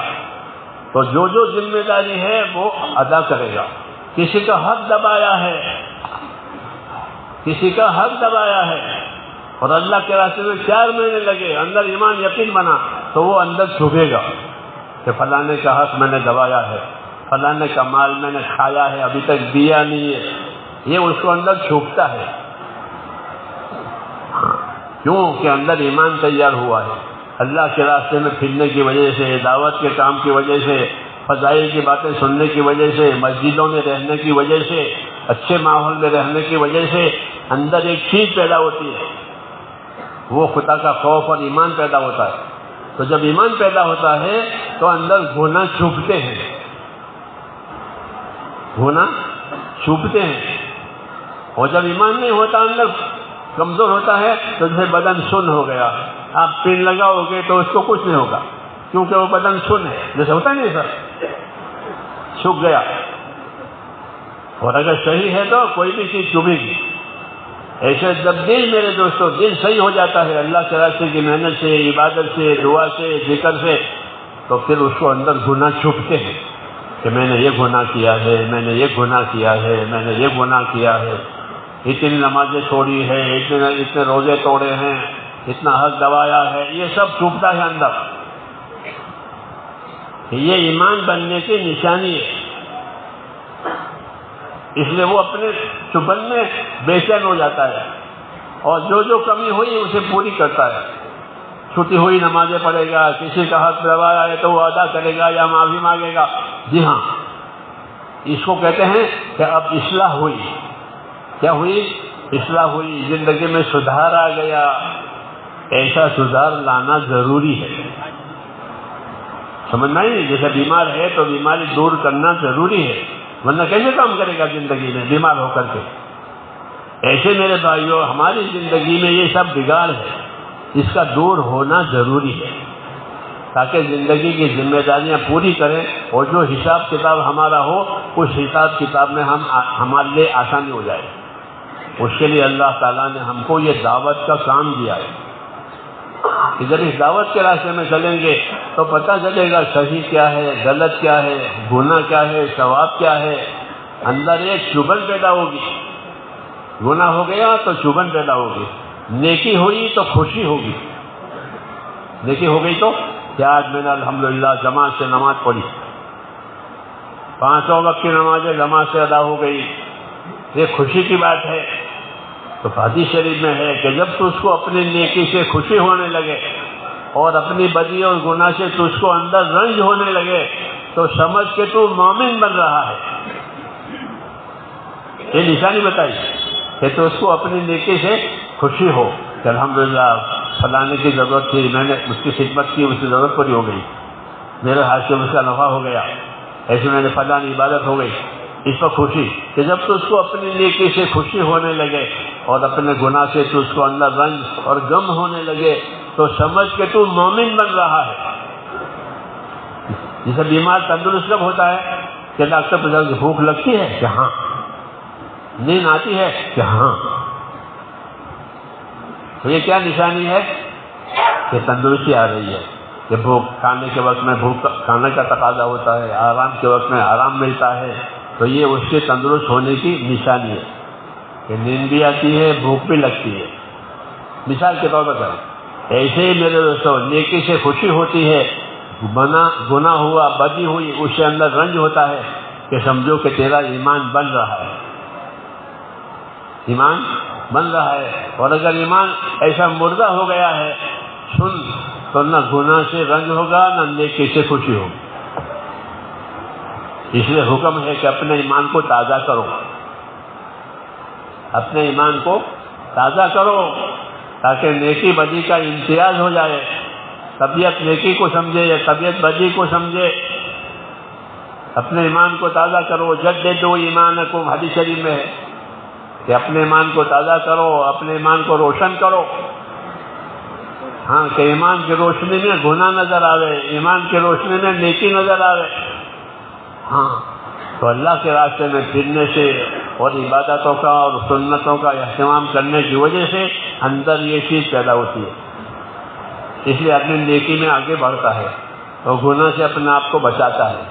جو گناہ ہو گئے ان سے توبہ کرتا ہے، کسی کا دبایا ہے تو اس کو ادا کرتا ہے، جو عبادتیں چھوٹی ہے اس سے پوری کرتا ہے، یہ طاقت پیدا ہو جاتی ہے۔ اس لیے لوگوں کو دعوت دیتے کہ اللہ کے راستے میں پھرو تو زندگی کا بوجھ ہلکا ہو جائے گا اور نعمتیں اور برکتوں کے دروازے کھلیں گے۔ ہاں، نہیں تو کھانے پینے میں وقت پورا ہو جائے گا، کھانا پینا کمانا نہیں، اتنا کام رہے گا۔ تو مسلمان اس کے لیے نہیں ہے، بلکہ ہماری زندگی ہے میرے دوستوں، اس کی ذمہ داریاں ہیں۔ تو پہلی ذمہ داری کہ اپنے ایمان کو ایسا تازہ کرو، اللہ کے راستے میں پھرنے سے، ایمان کی باتیں سننے سے، فضائل کی باتیں سننے سے اور اس پر عمل کرنے سے ایمان تازہ ہوتا ہے، گناہوں کا جو اندھیرا ہے وہ نکل جاتا ہے، اندر روشنی پیدا ہوتی ہے۔ اسے آدمی کو اپنے گناہ نظر آتے ہیں، میں نے یہ کیا ہے، میں نے یہ کیا ہے، میں نے یہ کیا ہے، پھر وہ اللہ کے سامنے معافی مانگتا ہے کہ اللہ مجھ سے تو یہ ہو گیا، اور اللہ اس کو معاف کر دیتے ہیں۔ تو آدمی اس کام کی وجہ سے توبہ پر پہنچتا ہے۔ کہاں پہنچتا ہے؟ اس کو توبہ ملتی ہے، پھر توبہ کے بعد عبادت پر قائم ہو جاتا ہے۔ پہلے توبہ ملے گی، پھر عبادت والا بنے گا، پچھلے گناہوں سے توبہ، اگلی زندگی عبادت والی۔ یہ ملتا ہے اللہ کے راستے میں کام کرنے سے، اچھی صحبت میں، اچھی محنت میں رہے گا تو یہ چیزیں ملے گی۔ اس لیے ہم لوگوں کو دعوت دیتے ہیں کہ اپنے آپ کو اچھی صحبت میں رکھو، اچھے ماحول میں رکھو، تاکہ زندگی برباد نہ ہو جائے بلکہ زندگی نفع والی بنے۔ زندگی نفع والی کیا بنتی ہے کہ اچھے اعمال کی توفیق ہوگی، اچھے اعمال زندگی میں آئیں گے، پھر اچھے اعمال کا اللہ بڑا بڑا بدلہ دے گا۔ جو اعمال اچھے ہوں گے اس کا بڑا بدلہ ملے گا، ہاں بڑا بدلہ ملے گا۔ ایک ایک نماز کا بدلہ بہت بڑا ہوگا۔ ایک نماز، بعض جماعت پڑھی ہے تو ایک نماز نہیں ہے، وہ 27 نمازوں کے برابر ہے۔ جیسے 27 مرتبہ کوئی نماز پڑھے، کہ بعض جماعت نماز پڑھنے کا بدلہ ایسا ہے جس کو ایک نماز کو 27 مرتبہ پڑھے۔ تو 27 مرتبہ نماز پڑھنا آسان ہے؟ آسان ہے؟ مشکل ہے۔ لیکن بعض جماعت نماز پڑھے تو، کہ بعض جماعت نماز پڑھے تو اس مسلمان کو ایک نماز کا بدلہ 27 کے برابر ہو۔ یہ جماعت میں یہ باتیں ملے گی، فضائل میں یہ باتیں ملے گی۔ اس لیے اپنی زندگی کو درست کرنے کے لیے اللہ کے راستے میں پھرنا اور فضائل کو سننا۔ کس کو سننا؟ کہ فضائل کو سننا، کہ فضائل میں گناہوں کا عذاب اور نیکیوں کا ثواب یہ بتایا جاتا ہے۔ ایک نماز غائب ہوئی ہے کہ بڑا عذاب ہے اور بڑا نقصان ہے۔ جیسے ایک آدمی نے کہ ایک نماز چھوٹ گئی کہ ایسا نقصان ہوا ہے کہ گھر بار مال اولاد سب برباد ہو گیا، اکیلا رہ گیا۔ کہ ایک نماز چھوٹنے کا ایسا نقصان ہے کہ کوئی نہیں بچا، یہ اکیلا رہ گیا۔ یہ سمجھانے کے لیے کہا ہے، ورنہ اس سے بڑا نقصان ہے۔ ایک نماز برباد ہوئی ایسا نقصان، اور ایک نماز ادا ہوئی کہ وہ جماعت سے پڑھی ہے تو 27 درجے کے بڑھ جائیں گے۔ اس لیے میرے دوستو، اپنے اعمال میں یقین پیدا کرنے کے لیے یہ فضائل سننے ہیں۔ مسلمانوں نے فضائل سننا چھوڑ دیا تو اب ان کو اپنے عمل کی قیمت نہیں معلوم ہے کہ مجھ کو میرے عمل پر کیا ملے گا۔ عمل کر لیا، نماز پڑھ کے پڑھ لی، روزہ رکھ لیا، ایسا نہیں ہے، بلکہ عمل بھی کرے اور اپنے عمل کی قدر و قیمت سمجھے کہ مجھے اس پر اللہ کیا دے گا۔ ایسے گناہ کیا ہے کہ گناہ پر کیا سزا ملے گی۔ ہاں، اس سے ایمان میں قوت پیدا ہوتی ہے۔ اس لیے اللہ کے راستے میں نکل کر یہ باتیں سنائی جاتی ہے اور سنی جاتی ہے۔ وہ کہتے ہیں گھروں میں بھی اس کو پڑھو، مسجدوں میں پڑھو، سفروں میں بھی اس کو پڑھو، تاکہ ایمان تازہ ہو جائے۔ اور ایمان تازہ ہوگا تو گناہ کو گناہ سمجھے گا، نیکی کو نیکی سمجھے گا، دوسرے کے حق کو حق سمجھے گا اور اپنے آپ کو تمام کمی کوتاہی سے بچائے گا۔ یہ چیز اندر پیدا ہوتی ہے۔ اس لیے میرے دوستو، ایک دعوت تو یہ ہے کہ اپنے آپ کو اللہ کے راستے میں چلائیں، اللہ کے مقام میں اپنی زندگی بنانے کے لیے، اور زندگی بنا کر اللہ تعالیٰ کے جو حقوق ہیں وہ ادا کرنے ہیں۔ اللہ کا حق یہ ہے کہ اس کی عبادت کی جائے۔ اللہ کا کیا حق ہے؟ حضرت حضور نے فرمایا کہ اے معاذ، آپ کو معلوم ہے اللہ کا کیا حق ہے؟ کہ مجھے نہیں معلوم اللہ کا کیا حق ہے۔ کہ اللہ کا حق یہ ہے کہ اسی کی عبادت کی جائے گی، اس کے ساتھ کسی کو شریک نہیں کیا جائے گا۔ عبادت اللہ کا حق ہے۔ جو عبادت نہیں کرتا وہ اللہ کا حق پامال کرتا ہے، اللہ کا حق برباد کرتا ہے۔ اس لیے عبادت اللہ کا حق ہے، اور عبادت میں سب سے اونچی عبادت کہ وہ نماز ہے۔ سب سے اونچی عبادت اسلام میں دو عبادتیں اونچی ہے، ایک نماز، ایک حج۔ ایک نماز اور ایک حج، دنیا کے دوسرے مذہبوں میں نہیں ہے، ہمارے مذہب میں اور ہمارے دین میں ہے نماز، حج۔ باقی لوگ دوسرے لوگ روزے بھی رکھتے ہیں، مال خیرات صدقہ دان وغیرہ کرتے ہیں، وہ کرتے ہیں، لیکن نماز اور حج وہ ہمارے پاس ہے۔ اس لیے نماز سب سے اونچی عبادت ہے اسلام میں۔ 5 وقت کی نماز یہ سب سے اونچی ہے۔ عبداللہ ابن مسعود رضی اللہ تعالیٰ عنہ نماز کے بارے میں یہ فرماتے تھے کہ جو آدمی یہ چاہتا ہو کہ اللہ سے ایمان کی حالت میں ملاقات کرے، کہ میری ملاقات میرے اللہ سے ایمان کی حالت میں ہو۔ یوں تو اللہ سے تو ہر ایک پاس، اللہ کے پاس تو ہر ایک جائے گا، مومن ہوگا، کافر ہوگا، تو اللہ کے پاس تو جانا ہی ہے۔ جی ہاں، اور کہاں جائے گا؟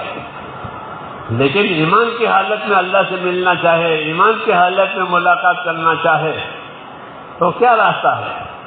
تو عبداللہ بن مسعود یہ فرماتے تھے کہ جو آدمی یہ تمنا کرتا ہو کہ میری ملاقات اللہ سے ایمان کی حالت میں ہو، کیونکہ ہم اللہ پر ایمان لائیں گے، تو اس کے لیے ضروری ہے کہ اپنی نمازوں کو وہاں جا کر پڑھے جہاں اذانیں ہوتی ہیں، یعنی مسجد میں جا کے پڑھے۔ مسجد میں جا کر نماز سے پڑھنا، اس کا صلہ اور بدلہ یہ ہوگا کہ اللہ سے ایمان کی حالت میں ملے گا، تو اللہ اس سے خوش ہو جائیں گے کہ میرے اوپر ایمان لایا، میری عبادت کر کے مجھ سے ملنے آیا۔ تو فرماتے تھے کہ جو اللہ سے ایمان کی حالت میں ملنا چاہے وہ نمازوں کو وہاں جا کر ادا کرے جہاں اذانیں ہوتی ہیں، یہ نماز۔ اس لیے میرے دوستو، نماز با جماعت پڑھنے کے بڑے فائدے، اور بڑا فائدہ یہ ہے کہ جب نماز با جماعت ادا کرے گا ساری زندگی تو یہ ایمان پر مرے گا، اس کا خاتمہ ہوگا ایمان پر خاتمہ ہوگا، ایمان کے ساتھ دنیا سے جائے گا، اور جو ایمان کے ساتھ دنیا سے گیا وہ جنت میں جائے گا۔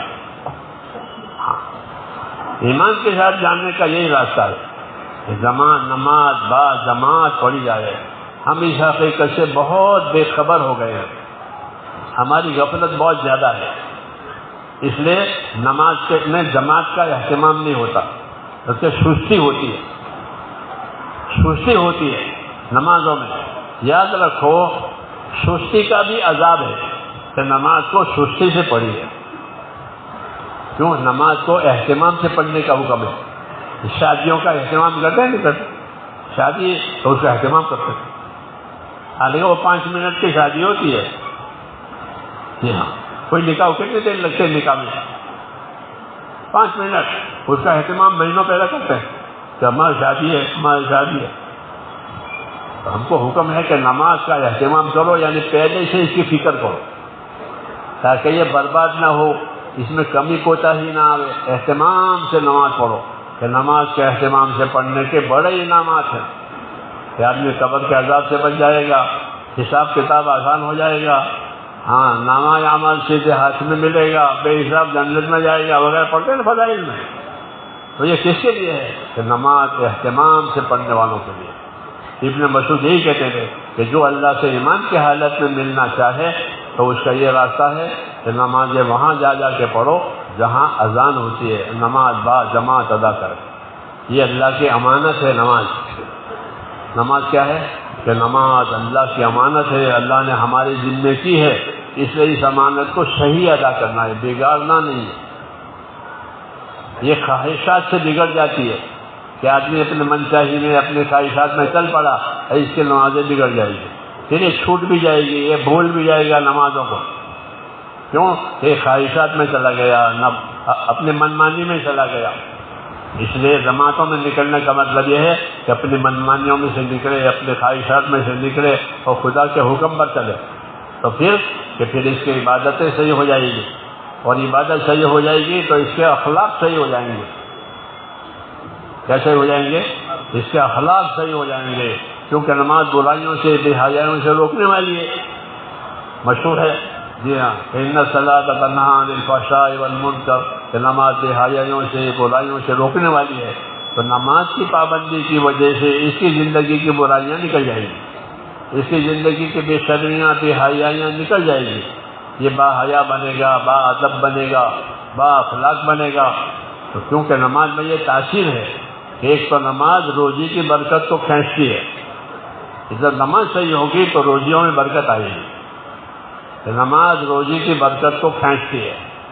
دوسرا نماز اخلاق کو صحیح کرتی ہے، کہ آدمی کے اخلاق اور عادات صحیح ہو جائیں گے۔ جب اس کے اخلاق عادات صحیح ہوں گے لوگ اسے محبت کریں گے، کیوں؟ کہ اس کے اخلاق عادات صحیح ہیں اور لوگوں کو اس سے نفع پہنچے گا، اچھی عادتوں کی وجہ سے، اچھے اخلاق کی وجہ سے۔ اور قیامت کے میدان میں جب اعمال تولے جائیں گے تو جو اخلاق اچھے ہوں گے وہ سب سے زیادہ وزندار ہوں گے۔ سب سے زیادہ وزندار کیا ہوں گے؟ اخلاق، اچھی عادتیں، یہ تولی جائے گی۔ تو جن کی عادتیں اچھی ہو گئی ان کا پلہ نیکیوں کا بھاری ہو جائے گا. جب نیکیوں کا پلہ بھاری ہوگا تو یہ جنت میں جائے گا. نماز میں یہ تاثیر ہے کہ نماز سے اخلاق سدھر جاتے ہیں، عادتیں بگڑی ہوئی وہ بدل جاتی ہیں. اس لیے حکم ہے کہ اپنی نمازوں کا اہتمام کرو، اپنی نمازوں کی پابندی کرو. پھر نماز اگر صحیح ہوئی تو مال استعمال کرنے کا بھی صحیح رخ پڑے گا، کیونکہ نماز کے بعد زکوٰۃ ہے. اقیموا الصلاۃ وآتوا الزکوٰۃ، نماز قائم کرو، زکوٰۃ ادا کرو. نماز کے حکم کے ساتھ ساتھ مال کا حکم بھی ہے. جب نماز صحیح ہوگی تو اپنے مال کو صحیح استعمال کرنے کے راستے کھلیں گے. پھر اپنے مال کو آدمی صحیح استعمال کرے گا. اور اگر یہ بات نہیں ہے تو مال میں اسراف اور فضول خرچی ہوگی، عیاشی ہوگی. مال میں عیاشی ہوگی کہ مالدار بنایا ہے تو عیاش بنے. حرام حلال کی کوئی پرواہ نہیں، مال آنا چاہیے. ہاں، عیاشی کہتے ہیں اس کو. جب عیاشی ہوتی ہے تو پھر اللہ کا عذاب متوجہ ہوتا ہے، اللہ کی پکڑ متوجہ ہوتی ہے. یہاں اس لیے نماز ان تمام برائیوں کا علاج ہے. اس لیے ہم کو حکم ہے کہ اپنی 5 نمازوں کو اہتمام سے ادا کرو اور نماز سیکھو. جیسے دنیا کے کام کاج سیکھتے ہو ایسے نمازوں کو سیکھو. کہ سیکھنے کا کیا مطلب ہے؟ کہ نماز سنت کے مطابق ادا ہو جائے. کہ حضور صلی اللہ علیہ وسلم نے ہم کو نماز پڑھنے کے طریقے بتائے ہیں. آپ نے نماز پڑھی اور پڑھ کر کے یوں فرمایا کہ صلو کما رأیتمونی اصلی، ایسی نماز پڑھنا جیسے مجھ کو نماز پڑھتے ہوئے دیکھا. کہ نبیوں والی نماز، ہم ایک تو نبیوں والی نماز، اور حضور صلی اللہ علیہ وسلم تو تمام نبیوں کے سردار ہیں، ان کی نماز. تو ہم کو یہ نماز ملی ہے میرے دوستوں، نورانی نماز. اس لیے پہلی ذمہ داری ہماری ایمان کے بعد کہ ہماری نمازیں صحیح ہو، ہمارے اندر کوئی بے نمازی نہ ہو. ہمارے اندر اگر تبلیغ ہوئی تو کوئی بے نمازی نہیں رہے گا. دیکھو میں ایک بات سناؤں، 1972 کی بات ہے. کتنے سال ہو گئے؟ 51 سال ہو گئے. میں انڈونیشیا گیا تھا دلی سے جماعت لے کر کے. تو ہم نے وہاں 2 مہینے 10 دن گزارے. میرے ساتھ باہر کی جماعت کے عرب لوگ تھے. وقت اتنا ہی، یہ ہم نے 2 مہینے 10 دن گزارے اور وہاں کام کیا. ایک جگہ ہم نے 3 دن کام کیا اور ان کو کام سکھایا، کیونکہ وہیں سے ہم نے کام شروع کیا تھا. میں نے کہا دیکھو ہم نے 3 دن کام کیا ہے، تم نے دیکھا ہم نے کیسے کیا، ہم کیسے گشت کرتے ہیں، کیسے تعلیم کرتے ہیں، کیسے مشورہ کرتے ہیں. تم نے دیکھ لیا کہ ہاں دیکھ لیا، اب تم ایسا ہی کرو گے کہ ہاں ایسا ہی کریں گے. یہ ایسے پہ ہم آگے نکل گئے. وہ اللہ کے بندے بہت سمجھدار تھے. پھر جب ہمارا وقت پورا ہو گیا تو ہم واپس آئے، کیونکہ وہیں سے جانا تھا. پانی کے راستے سے گئے تھے مدراس ہو کر کے، تو اسی راستے سے مدراس ہو کر واپس آنا تھا. اس لیے سواری، پانی کی سواریاں وہیں سے ملتی، جہاز. تو ہم جب وقت پورا ہو گیا تو پھر اسی جگہ گئے. ہم نے ان سے کہا کہ آج ہم آئے ہیں اور گشت کریں گے، بیان کریں گے. تو کہا گشت کرو، بیان کرو، آپ کی مرضی ہے. میں نے کیوں کہ آپ کے جانے کے بعد ہم نے پابندی سے روزانہ تعلیم کی ہے، پابندی سے گشت کیے ہیں، محنت کی ہے. ہمارے ٹاؤن میں ایک آدمی بھی بے نمازی نہیں ہے. آپ کے ٹاؤن میں ایسا ہے؟ نہیں ہے. یہ میں کیا، اس کام میں ایسی قوت ہے، اس کام میں ایسی قوت ہے کہ اگر کوئی اس کو سر پر رکھ کر کے کرے تو اللہ اس کو یہ دین دکھاوے. تو اس نے کہا کہ آپ کے جانے کے بعد ہم نے یہ تعلیم اور یہ پابندی سے کیا ہے. حالانکہ اس وقت زیادہ عمل نہیں تھے، 2.5 گھنٹے نہیں تھے، وہ تو بعد میں آئے ہیں 2.5 گھنٹے وغیرہ. اس وقت تو سیدھے یہ 2-3 کام تھے، گشت کرو، تعلیم کرو، اللہ کے راستے میں نکلنے کے بعد. تو اس پر انہوں نے کہا کہ ہمارے ٹاؤن میں کوئی بھی بے نمازی نہیں ہے. یہ کام کی طاقت ہے. مثلا بارش کے پانی میں طاقت ہے، ہر چیز اگ جاتی ہے. بارش برستی ہے تو ہر چیز اگتی ہے. اعلیٰ درجے کی، ادنا درجے کی، سب چیزیں ہو گئی. کیوں؟ پانی برس گیا آسمان سے. ایسے میں دین کی محنت ہوتی ہے تو پھر نیک اعمال زندہ ہو جاتے ہیں. نیک اعمال زندہ ہو جاتے ہیں. لوگ برائیوں سے بچ جاتے ہیں، وہ برائیوں میں سے نکل جاتے ہیں. تو اللہ کے راستے میں نکلنے کا مطلب یہ ہے کہ برائیوں میں سے نکلنا، گھروں میں سے نکلنا نہیں. گھروں میں سے نکلنا بہت آسان ہے، بہت لوگ پھرتے ہیں، ٹور میں جاتے ہیں، کہاں جاتے ہیں نا. گھروں سے نکلنا تو آسان ہے، اپنی زندگی کی خرابیوں میں سے، اپنی زندگی کی برائیوں میں سے نکلنا اور ایمان پر، تقویٰ، طہارت، پرہیزگاری پر زندگیوں کو لانا، یہ ہمارے لیے ضروری ہے. مجھ کا یہ کام ہے. سمجھ میں آئی بات؟ تو اس میں اللہ تعالیٰ کے راستے میں نکلنا ہے. اور ایک نمازوں کا اہتمام ہے. لیکن نمازوں کا اہتمام ہوا تو بہت جلدی زندگی سدھارے پر آئے گی. اس لیے ہم نمازوں پر زور دیتے ہیں کہ نمازیں سیکھو. ہم کو حکم ہے کہ نمازیں سیکھو، سیکھ کر پڑھو، دیکھ کر نہیں. ہم تو دیکھ دیکھ کے پڑھتے ہیں. ایک آدمی کو نماز پڑھی ہو دیکھا، یا وضو کرتے دیکھا تو وضو کر لیا، پوچھا نہیں کہ وضو میں کیا فرض ہے، کیا سنت ہے، نماز میں کیا فرض ہے، کیا سنت ہے، نماز کیسے ٹوٹ جاتی ہے، نماز کیسے مکروہ ہوتی ہے. اس لیے میرے بھائیوں، ہماری تبلیغ میں علم و ذکر ہے. کیا ہے؟ علم و ذکر کا یہ مطلب ہے کہ جو عمل کرو اس کا تمہارے پاس صحیح علم ہونا چاہیے. آدمی گاڑی چلاتا ہے تو گاڑی چلانا اس کے پاس صحیح علم ہے تو وہ گاڑی چلا سکے گا، نہیں تو گاڑی بگاڑے گا، لوگوں کو ہلاک کرے گا. کیوں؟ چلانا آتا نہیں. جس کام کو کرنا نہیں جانتا وہ بگاڑتا ہے. اس لیے حکم ہے کہ اپنے اعمال کو بگاڑنے کے بجائے اپنے اعمال کو صحیح کرو. یہ حکم ہے. حضور صلی اللہ علیہ وسلم کو اللہ نے معلم بنایا، سکھانے والا بنایا. آپ کو داعی بھی بنایا، آپ کو معلم بھی بنایا. یعنی دعوت بھی دیں گے، لوگوں کو بلائیں گے، اور جب لوگ آئیں گے تو آپ ان کو سکھاتے تھے. ایسے یہ کام ہمارے ذمہ ہے کہ ہم اپنا دین سیکھیں اور لوگوں کو دین کی دعوت دیں، اور جب لوگ ہماری دعوت پر آئیں تو ہم ان کو دین سکھائیں.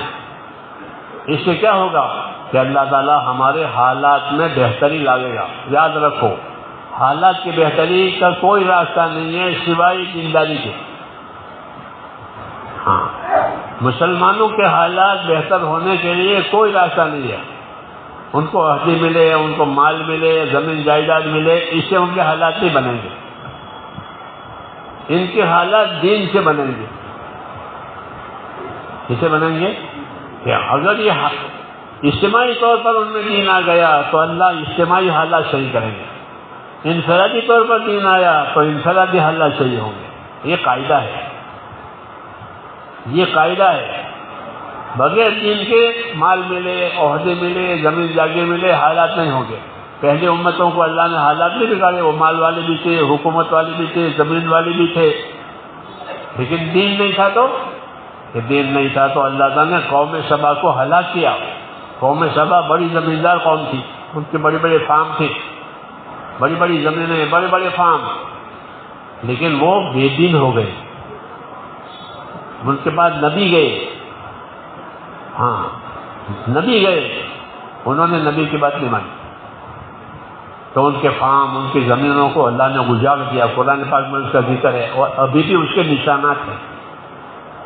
جو اجاڑ ان پر آیا ہے اس کے نشانات ابھی بھی ہے یمن میں. ہاں، میں نے خود دیکھے ہیں. جب ہم جماعتوں میں جاتے ہیں ملکوں میں، بھئی ہمارے قرآن میں یہ قصے ہیں، وہ جگہ کہاں ہے کہ یہ ہے وہ جگہ. جی ہاں، تو ان کے اجاڑ کے حالات ہیں وہاں کہ اللہ نے ان کو کیسا اجاڑا ہے. کیوں کہ اللہ ناراض ہو گئے تو زمینداری بھی برباد ہو گئی ناراض ہونے کی وجہ سے. اس لیے تمام نعمتیں میرے دوستوں اس وقت نعمت بنتی ہے جب اللہ راضی ہوتا ہے. جب اللہ ناراض ہوتا ہے تو پھر وہ نعمتیں مصیبتیں بن جاتی ہیں. ان نعمتوں پر حالات آتے ہیں. تو زندگیوں میں جو حالات آتے ہیں برے، وہ بے دینی کی وجہ سے، اور اس کا علاج سوائے دین کے اور کچھ نہیں. کہ اپنے آپ کو دیندار بناؤ، پھر سارے حالات ٹھیک ہو جائیں گے. یہ قاعدہ ہے کہ من اصلح ما بینہ وبین اللہ اصلح اللہ ما بینہ وبین خلقہ، کہ جو لوگ اپنا اور خدا کا معاملہ ٹھیک کر لیں گے تو اللہ ان کا تمام دنیا والا معاملہ ٹھیک کر دیں گے۔ کتنا آسان کام ہے، اللہ کو راضی کرنا سب سے زیادہ آسان ہے۔ اللہ سے ٹائم نہیں لینا پڑتا بات کرنے کے لیے، درخواست کرنے کے لیے، جیسے بڑے بڑے لوگوں سے آپ ٹائم لیتے ہیں۔ اللہ سے کہنا ہو تو کہ ہر وقت کہہ سکتے ہو، ہر وقت توبہ کر سکتے ہو، ہر وقت دعا مانگ سکتے ہو۔ اللہ نے معاملہ آسان کر دیا ہے اپنی طرف آنے کے لیے۔ اس لیے اس دعوت کے ذریعے سے ہر مسلمان کو اپنی زندگی کی ذمہ داری سمجھائی جاتی ہے کہ بھائی دیکھ، تیری زندگی ذمہ داری کی ہے، تیرا ایک ایک عمل لکھا جاتا ہے۔ جی ہاں، ایک فرشتہ دائیں طرف ہے، ایک بائیں طرف ہے، وہ تیرے اچھے برے اعمال لکھتے ہیں، وہ ریکارڈ تیار ہوتا ہے۔ پھر جب یہ قبر میں جائے گا تو اس کا سارا ریکارڈ کے سامنے آ جائے گا، یہ ہے کیا ہے، اس کے گلے میں اس کو لٹکایا جائے گا۔ پھر وہ قیامت میں اس کو لے کر آئے گا، بھائی یہ تیرے اعمال ہیں، اس کا یہ بدلہ ہے۔ یہ نظام ہے اللہ تعالیٰ کا۔ اس لیے میرے دوستو اپنی زندگی کی قیمت سمجھنی ہے، اور جو جان مال اللہ نے دی ہے وہ نعمتیں ہیں اور وہ امانتیں بھی ہیں۔ ان جان مال کو اللہ کی امانت بھی سمجھیں، اللہ کی نعمت بھی سمجھیں۔ امانت سمجھ کر اپنے آپ کو پابند کریں اور نعمت سمجھ کر اس کا شکر ادا کریں کہ اللہ نے مجھ کو مال دیا ہے، اللہ نے مجھ کو تندرستی دی ہے، تو ٹھیک ہے شکر کرو۔ اور شکر کرنے کا مطلب یہ ہے کہ حق ادا کرو۔ شکر کرنے کا کیا مطلب یوں اسے شکر ادا ہو جائے گا کہ نہ حق ادا کرو کہ نعمت میں کیا حق ہے، مال دیا ہے تو مال کا کیا حق ہے، تندرستی دی ہے تو تندرستی کا کیا حق ہے، اولاد دی ہے تو اولاد کا کیا حق ہے۔ اولاد کا کیا ہے کہ اپنے اولاد کو دیندار بناؤ، اپنے اولاد کو دیندار بناؤ تاکہ وہ تمہارا حق پہچانے، اللہ کا حق بھی پہچانے۔ اور اگر وہ بے دین ہو گئے، آوارہ ہو گئے اولاد، تو نہ وہ اللہ کا حق پہچانے گی نہ ماں باپ کا حق پہچانے گی، وہ جان مال بھی اولاد کرے گی۔ اس لیے حکم ہے کہ اپنے آپ کو بھی دیندار بناؤ، اپنے اہل و عیال کو بھی دیندار بناؤ، اپنے آپ کو دوزخ سے بچاؤ، اپنے خاندان کو، اپنے اہل و عیال کو دوزخ سے بچاؤ۔ یہ حکم ہے قرآن پاک میں کہ دوزخ سے بچنے کا کیا راستہ ہے، کہ دوزخ سے بچنے کا راستہ یہ ہے کہ دین سیکھو، دین سکھاؤ۔ جب دین سیکھیں گے اور دین پر چلیں گے تو دوزخ سے بچیں گے۔ دین نہیں ہے تو پھر دین نہیں ہے تو پھر خرابی ہے۔ اس لیے میرے بھائیوں اپنی زندگی کو امانت سمجھ لیں، ایک امانت ہے، ایک مدت تک ہمارے پاس ہے، جب اللہ چاہیں گے زندگی لے لیں گے۔ جی ہاں، ہمارے قبضے میں نہیں ہے، ہاں اللہ نے دی ہے اپنی قدرت سے، لے گا بھی اپنی قدرت سے۔ اس لیے اپنی زندگی کو امانت سمجھنی ہے، اور امانت سمجھنے کا مطلب یہ ہے کہ اپنے آپ کو دیندار بنانا ہے تاکہ اللہ کا حق ادا ہو جائے، اللہ کے رسول کا حق ادا ہو جائے۔ اللہ کا حق عبادت ہے، اللہ کے رسول کا حق یہ ہے کہ اللہ کے رسول کے طریقے، ان کی سنتیں ہماری زندگیوں میں آوے۔ جتنے غلط طریقے ہیں، غلط عادتیں ہیں، وہ ہمارے اندر سے نکل جائیں اور صحیح زندگی سنت والی ہماری زندگی میں آوے۔ تو ہر کام کے لیے ایک محنت ہوتی ہے۔ اپنے آپ کو دیندار بنانے کے لیے اللہ نے ہم کو یہ محنت دی ہے، اس محنت سے زندگیوں میں دینداری آئے گی۔ کتنا ہی پاپی ہو، کتنا ہی گنہگار ہو، اس سے 4 مہینے لگ جائیں گے تو زندگی پلٹ جائے گی، بالکل پکی بات ہے۔ ہزاروں آدمی ایسے ہیں کہ پہلی زندگی دیکھو تو خوخار زندگی، بھیڑیا، اور 4 مہینے لگے تو اللہ کا ڈر پیدا ہوا، گناہوں پر توبہ ہو گئی، نمازوں کا اہتمام ہو گیا، دوسروں کا حق کی فکر ہو گئی۔ ہاں میرے ذمہ دوسروں کا حق ہے، دوسروں کا حق دبایا ہے، میں بلاؤ ان کو تاکہ ان کا حق دے دوں۔ ہاں ایسی تاثیر اس کام کے اندر ہے۔ اس لیے حدیثوں میں حکم ہے کہ اللہ کے دین کی محنت ضرور کرو، اللہ کے دین کی محنت ضرور کرو، کہ اللہ کے دین کی محنت یہ جنت کے دروازوں میں سے ایک دروازہ ہے۔ تو دروازے پر پہنچ گیا، محنت میں پہنچ گیا کہ دروازے پر پہنچ گیا تو اللہ واپس نہیں کریں گے۔ جی ہاں، اللہ واپس نہیں کریں گے کہ اللہ کے دروازے پر آ گیا کہ اللہ کے دین کی محنت کرو، یہ جنت کے دروازوں میں سے ایک دروازہ ہے۔ دوسری وجہ فرمائی کہ اللہ کے دین کی محنت کرو کہ اس کی وجہ سے تمہاری پریشانیاں اللہ اٹھا لے گا۔ آج ہم پریشان ہیں، جی ہاں ہر طبقہ پریشان ہے، پریشانیوں کا علاج کہ پریشانیوں کا علاج بھی بتایا. جب محنت کراؤ گے، خدا کے راستے میں پھرو گے، دین سیکھو گے، دین سکھاؤ گے، تو اللہ تمہاری پریشانیوں کو اٹھا لے گا اور سکون اور چین کی صاف ستھری زندگی دے گا. شیطان یہ سکھاتا ہے کہ ابھی نہیں بعد میں، یہ سکھاتا ہے کہ ہاں بات بہت اچھی ہے لیکن ابھی نہیں بعد میں. یہ دھوکہ ہے، کیونکہ بات کا کچھ پتہ نہیں ہے، بات کا کچھ پتہ نہیں ہے. یہ ٹالنا ہے کہ جو ٹال دے گا وہ محروم ہو جائے گا. کہ ابھی نہیں بعد میں کریں گے، شادی کے بعد میں کریں گے، رمضان کے بعد میں کریں گے، اس کو ٹالنا کہتے ہیں. حق بات سامنے آئے تو اس کے ٹالنے کی اجازت نہیں ہے. حق بات سامنے آئے اسے قبول کرو، یہ حکم ہے. اسے قبول کرو، اس کو اپنے عمل میں لاؤ، اس سے فائدہ اٹھاؤ. یہ اس کا حق ہے کہ اللہ نے ایک حق بات ہم کو پہنچائی ہے، حق بات سمجھ میں آئی ہے کہ اس کا حق یہ ہے کہ اپنے آپ کو اس کے تابع کرو. شیطان کہے گا ابھی نہیں بعد میں، یا کہے گا کہ طبیعت ٹھیک نہیں ہے، بہانے بنا لیں. یہ فرمایا حضور صلی اللہ علیہ وسلم کہ بہانے نہ بناؤ. بیمار نہیں ہے، طبیعت تو اچھی ہے لیکن بہانے بنائیں کہ بھی طبیعت ٹھیک نہیں ہے. حالت کہ جب بہانے بناؤ گے تو فرمایا وہ بہانے سچ ہو جائیں گے. بیمار نہیں تھا، اپنے آپ کو بیمار بتایا، بہانا کہ اب یہ سچ مجھ بیمار ہو جائے گا. ہاں حدیثوں میں لا تمرضوا فتمرضوا، جان بوجھ کے بیمار نہ بتاؤ اپنے آپ کو ورنہ سچ مجھ بیمار ہو جاؤ گے. ذرائع ہے کہ اللہ کے سامنے کھوٹی بات نہیں چلانی، اللہ کے سامنے سچا رہنا ہے. اللہ نے تندرستی دی ہے، مال دیا ہے، تو حق ہے کہ اللہ کے بات کو قبول کریں اور ہر حال میں قبول کریں. کہ اللہ کے بات کے قبول کرنے میں کامیابی ہے، اللہ کے بات کے رد کرنے میں ناکامی ہے، اور اللہ کے بات کو پیچھے ڈالنے میں محرومی ہے. ہاں پیچھے ڈالنے میں محرومی ہے، قبول کرنے میں کامیابی ہے. اس لیے میرے دوستوں آدمی سمجھدار ہے کیوں اپنا کو محروم کرے. شیطان یوں سکھاتا ہے ابھی نہیں بعد میں، یہ بات کا کوئی پتہ نہیں ہے. زندگی ہوگی تو ہو سکتا ہے موقع نہ ملے. یہ بات مطلب زندگی نہیں ہوتی ہے. جی ہاں کبھی زندگی ہوتی ہے تو موقع نہیں ہوتا اور زندگی وہ بہہ جاتی ہے. اس لیے پہلی بات یہ ہے کہ خیر البر آگے ہو، کہ سب سے اچھی نیکی وہ ہے کہ جو ہاتھ کے ہاتھ کر لے آدمی، دوسرے کو نہ ٹالے. اس لیے آپ حضرات سے درخواست کرتے ہیں کہ ماشاءاللہ آپ نے اجتماع کیا ہے اور شوق سے جمع ہوئے ہیں اور ماشاءاللہ شوق سے ساری باتیں سامنے آئی ہے، آپ نے سنی ہے. اب اس کا تقاضا یہ ہے کہ اپنے آپ کو اپنے دین کے کام کے لیے، اپنے آخرت بنانے کے لیے اپنے آپ کو تیار کریں. ہاں سمجھدار وہی ہے کہ جس سے ہم نے بات آئی اس نے بات قبول کی اور موت کے بعد کام آنے والا عمل آج کرے. وہ سمجھدار ہے جیسے میں نے شروع میں کہا تھا.